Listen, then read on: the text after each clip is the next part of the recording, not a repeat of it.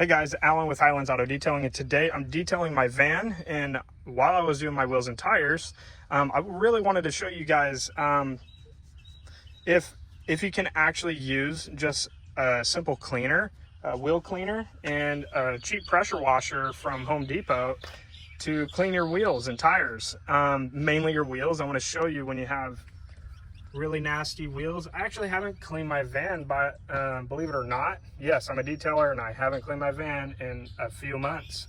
And this is caked on brake dust, and I want to show you with the 50-50 using a piece of cardboard covering half the wheel, a real-time example of what a good cost-efficient wheel cleaner can do for you. So let me do this really quick, just bear with me. The wheel is completely dry. I've not touched it yet or anything. So there's going to be no editing in the video either. That way you get the true real results, what we're getting here.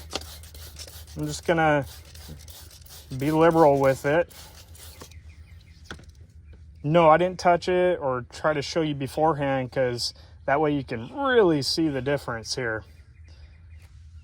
You see it's working on the entire wheel here, right? But not on this side. It's not touching it at all. Let it dwell there for just a few seconds. It doesn't take much, okay? And with the right chemical, this really will work for you. Let me bring you in close, give you a better view here.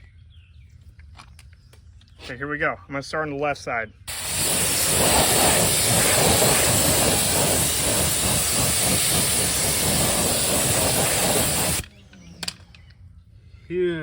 Huge difference. And you can see I have some light protection on here, a light wax on my wheels, and it actually got rid of that as well. As you can see, there's no hydrophobics, but look at the dirt that's still on there, and look at the dirt that's not on there. Anyways, it's Dark Fury by Superior Products, one of my favorites. I've made some videos about it. Go get it.